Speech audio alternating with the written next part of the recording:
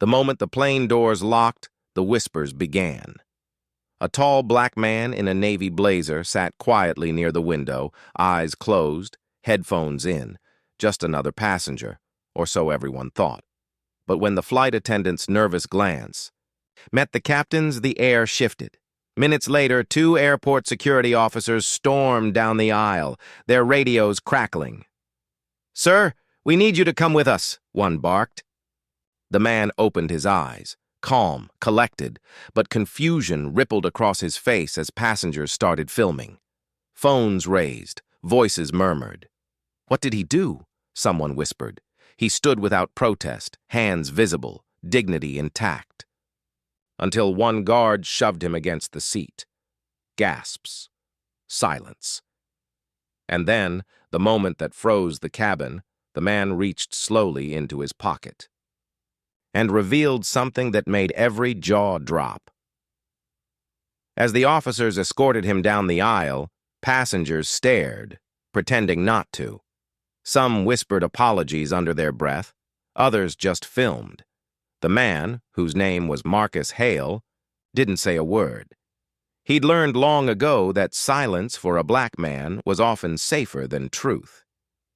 Outside the plane, the air was thick with humiliation. Security dragged his carry-on across the floor, spilling his laptop, papers, and a folder, stamped confidential. They didn't notice. They weren't looking.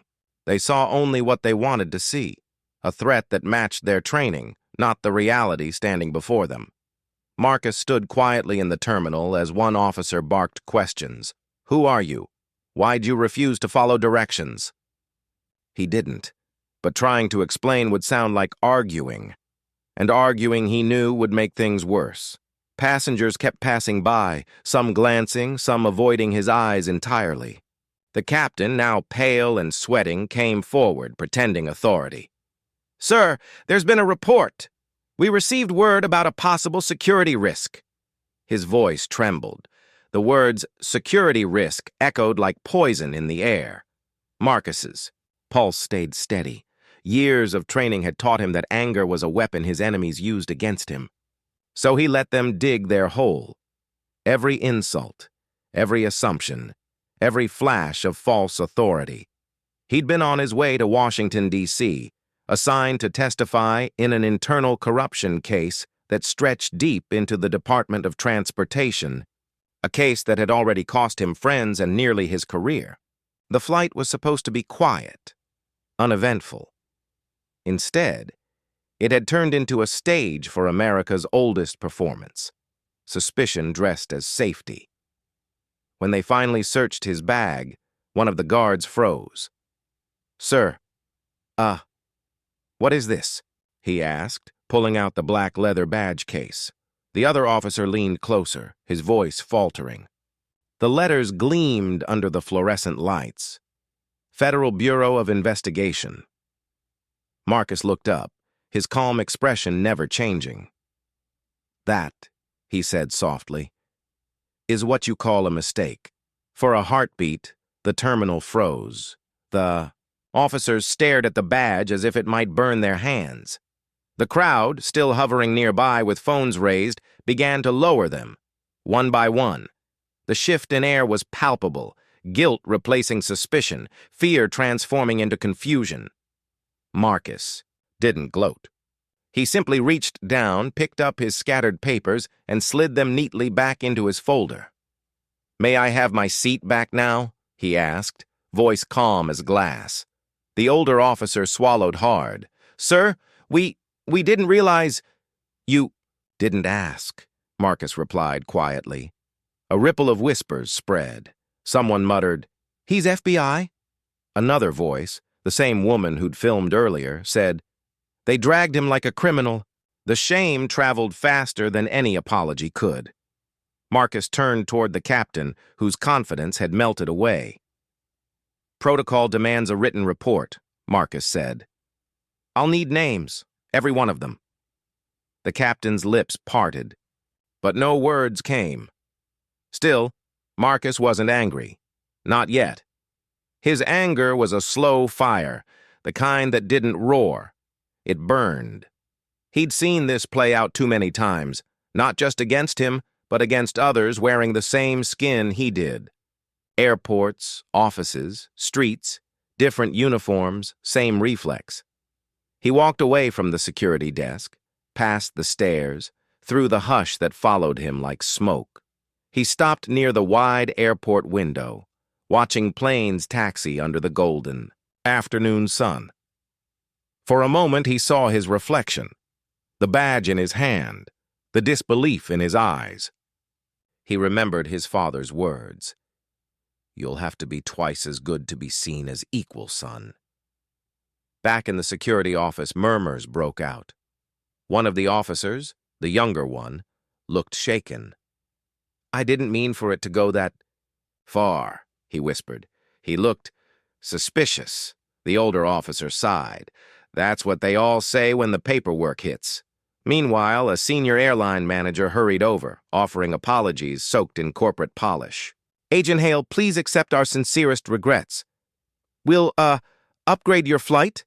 Ensure this never—" Marcus cut him off. "This isn't about a seat upgrade."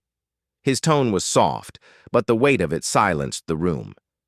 "It's about how fast you believed the worst about someone who looked like me."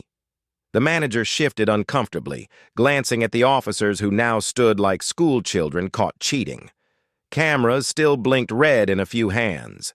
The story was all ready. Online, hashtags forming faster than the airline could draft a statement. Marcus didn't care about going viral. He cared about something rarer: accountability. He pulled out a notepad, jotting down badge numbers, flight times, details.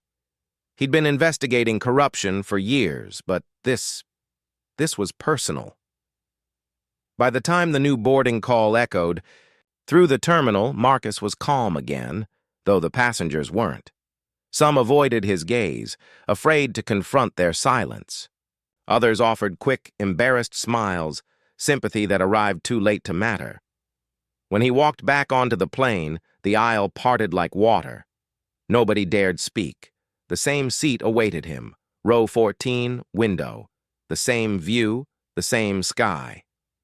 But everything had changed. As the plane lifted off, he watched the clouds drift beneath them and thought of the irony. How he spent his life protecting a country that still needed proof he belonged on a plane. At 30,000 feet, the engines hummed like a heartbeat, steady, indifferent. But inside Marcus, the calm was unraveling thread by thread. He stared out the window, the clouds glowing beneath the sun, and thought of every headline he'd ever read that started with words like unarmed, mistaken identity, tragic misunderstanding. He'd come too close to being another, one of them. When the flight attendant timidly approached, clutching a cup of water, her hands trembled. "Sir, I'm really sorry about earlier," her voice cracked. "I didn't mean—" Marcus looked up. "You didn't mean to notice me until you were told to fear me." She swallowed hard and nodded, tears threatening. "We were told to report anything unusual. You just fit the profile." He almost smiled, a small, bitter curve. "The profile never changes, does it?" The captain's voice suddenly came over the intercom, shaky but rehearsed. "Ladies and gentlemen, earlier today, an unfortunate misunderstanding occurred before boarding. On behalf of the airline, I'd like to extend our apologies to one of our passengers, Special Agent Marcus Hale of the Federal Bureau of Investigation." A wave of murmurs washed through the cabin. Passengers turned, eyes wide, faces flushing. The same people who'd watched silently now couldn't look him in the eye.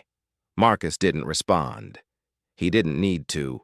The truth was already louder than the apology. Hours later, when the plane touched down in D.C., 2 federal marshals were waiting by the gate. One saluted him quietly. They already knew what had happened. The incident had reached headquarters before Marcus even landed. As he stepped off the plane, cameras flashed. Journalists had gathered, alerted by the viral clip. FBI agent wrongfully dragged from flight. But Marcus wasn't interested in fame. He walked past them all, expression unreadable. Inside the terminal, a young black boy tugged at his mother's sleeve and pointed at him. "Mom, that's the man they dragged?" His mother nodded softly. "That's the man who stayed calm." Marcus met the boy's eyes, and for a fleeting moment, the weight in his chest eased. Maybe the world would see more clearly, at least for a day. He straightened his jacket, walked through the crowd, and disappeared into the night, a man carrying both the pain and the proof of what dignity under pressure looks like. Outside the airport, dusk had settled, that soft gray hour when light and shadow wrestle for the sky. Marcus stood near the curb, suitcase at his side, the world moving around him as if nothing extraordinary had happened. Yet somewhere deep, inside, something had shifted, not just in him, but in everyone who had seen what happened. By morning, the video had spread across every major news outlet. Millions watched the clip, the shove, the silence, the reveal of the badge. And in those few seconds, the nation saw two truths collide: fear and authority, skin and assumption. The airline scrambled for damage control, promising training, reforms, and sensitivity workshops. But Marcus knew it wasn't just about training, it was about sight, the kind that doesn't come from the eyes, but from the heart.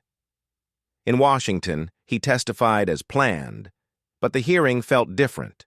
Now, the senators who once ignored his warnings about systemic bias suddenly listened. They had seen his name in headlines, heard the story they couldn't dismiss as rumor. When it was over, Marcus walked out into the cold marble corridor, the echo of his shoes following him like applause from ghosts. A reporter caught up, asking, "Agent Hale, do you forgive them?" He paused, looking straight into the camera. "Forgiveness isn't the issue," he said softly. "The issue is recognition. The moment this country starts seeing who we are before deciding what we are, then maybe forgiveness won't even be necessary."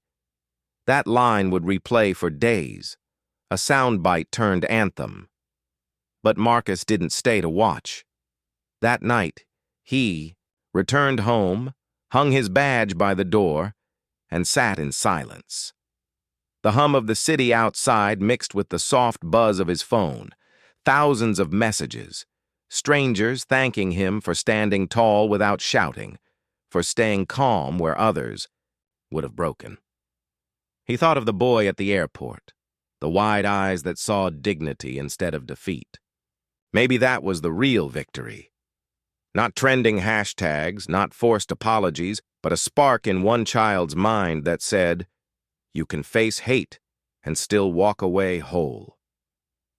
Marcus leaned back, closed his eyes, and whispered to himself, "One flight. Down. Miles to go." And in that whisper lived the truth every viewer would feel, that justice doesn't always roar in courtrooms or headlines. Sometimes it speaks quietly, through the man who refused to lose his grace when the world tried to take it.